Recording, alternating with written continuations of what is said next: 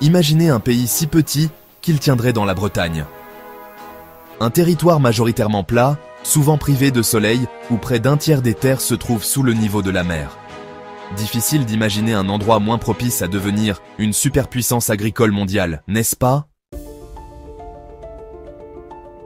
Et pourtant, ce petit pays, les Pays-Bas, est aujourd'hui le deuxième plus grand exportateur de produits agricoles au monde, juste derrière les États-Unis.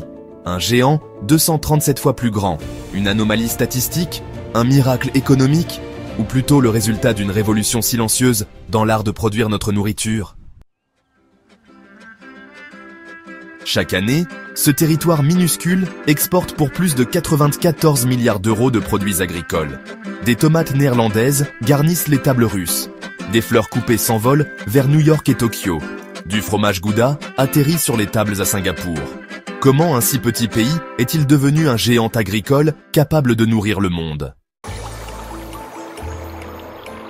Cette histoire commence par une lutte ancestrale.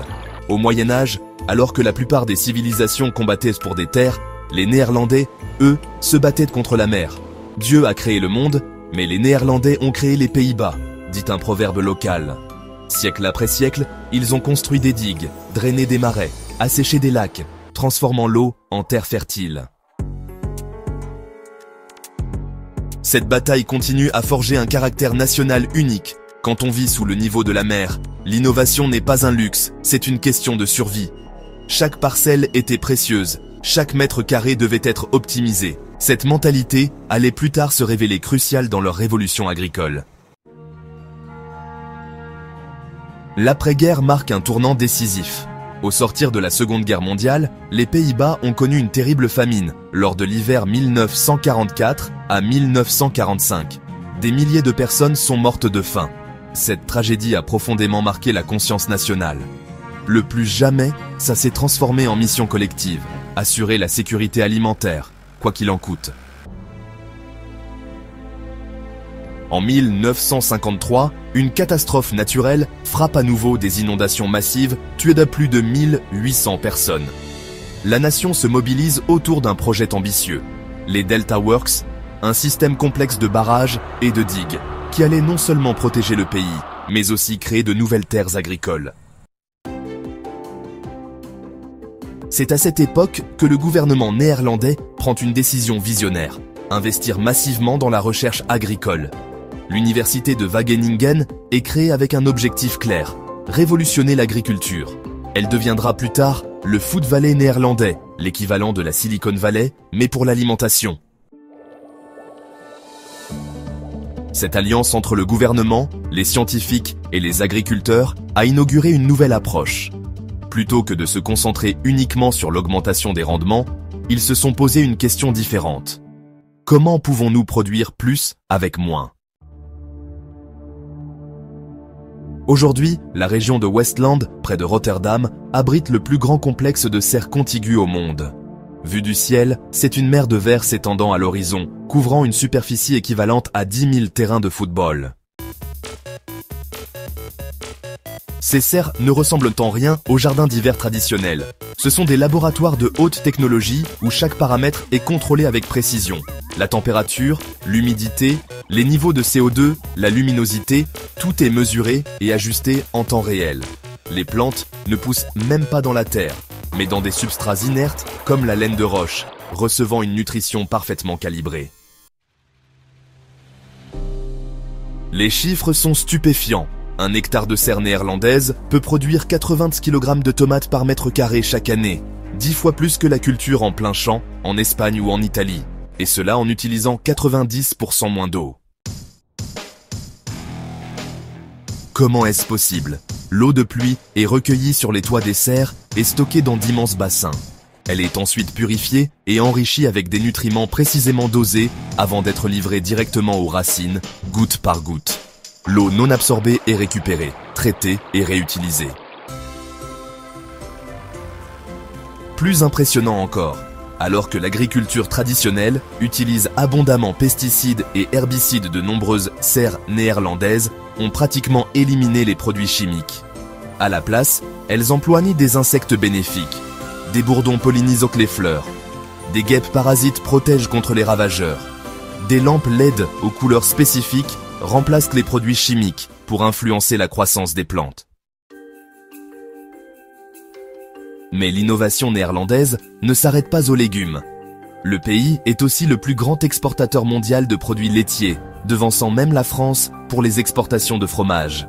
Les fermes laitières néerlandaises ressemblent plus à des laboratoires qu'aux étables traditionnelles. Chaque animal porte une puce qui enregistre sa production de lait, ses habitudes alimentaires, ses mouvements et même son rythme cardiaque. Cette approche basée sur les données est au cœur de la révolution agricole néerlandaise. Dans les champs, des capteurs mesurent l'humidité du sol au centimètre près. Des drones équipés de caméras multispectrales identifient les zones nécessitant une attention particulière. Des tracteurs guidés par GPS appliquent engrais et traitements avec précision, réduisant gaspillage et pollution.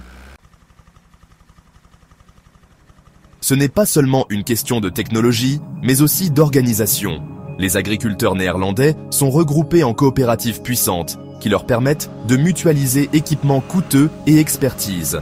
Ces coopératives investissent massivement dans la recherche, créant un cercle vertueux d'innovation continue. Notre mission n'est plus simplement de produire plus, mais de produire mieux, en harmonie avec la nature et avec les ressources limitées de notre planète. Les startups agricoles fleurissent dans ce terreau fertile. Plant Lab a développé des fermes verticales entièrement contrôlées, où les plantes poussent sous l'aide spéciale, empilées sur plusieurs étages. Ce modèle néerlandais fascine le monde entier. Des délégations d'agriculteurs et de politiciens visitent régulièrement ce petit pays pour comprendre les secrets de sa réussite. Et les Néerlandais exportent désormais leur savoir-faire avec enthousiasme. Des serres conçues par des ingénieurs néerlandais poussent dans les déserts du Moyen-Orient. Des systèmes de production laitière néerlandais transforment l'élevage en Chine. Des fermes verticales inspirées par les innovations bataves apparaissent dans les métropoles mondiales, de New York à Singapour. Pourtant, ce succès n'est pas sans défi. L'intensification a entraîné des problèmes environnementaux, notamment des excès d'azote dans les sols et les eaux. Les dernières années ont vu monter les tensions entre agriculteurs et gouvernements autour des réglementations environnementales. Les tracteurs ont envahi les rues d'Amsterdam lors de manifestations. Fidèles à leur esprit pragmatique, de nombreux agriculteurs transforment ces défis en opportunités. Des fermes deviennent des centrales électriques, générant leur propre énergie à partir de panneaux solaires. D'autres adoptent des pratiques régénératives qui restaurent la biodiversité tout en maintenant des rendements élevés. Ce qui rend l'histoire néerlandaise particulièrement pertinente aujourd'hui, c'est qu'elle offre un modèle pour relever l'un des plus grands défis de notre siècle, nourrir une population mondiale croissante face au changement climatique et à la diminution des ressources. Alors que le monde cherche à nourrir 10 milliards de personnes d'ici 2050, les innovations néerlandaises deviennent de plus en plus précieuses. Dans ce petit pays qui a défié la mer et repoussé les limites du possible en agriculture, nous entrevoyons peut-être l'avenir de notre alimentation. Un avenir où technologie et nature collaborent plutôt que de s'opposer. Où la durabilité et la productivité se renforcent mutuellement. Où l'ingéniosité humaine transforme les contraintes en opportunités. Comme le dit un vieux proverbe néerlandais, Dieu a créé le monde, mais les Néerlandais ont créé les Pays-Bas. Aujourd'hui, on pourrait ajouter, et il nous montre comment nourrir ce monde de façon durable. Cette incroyable épopée nous rappelle que les plus grandes révolutions naissent parfois des contraintes les plus improbables. Que pensez-vous de ce modèle ?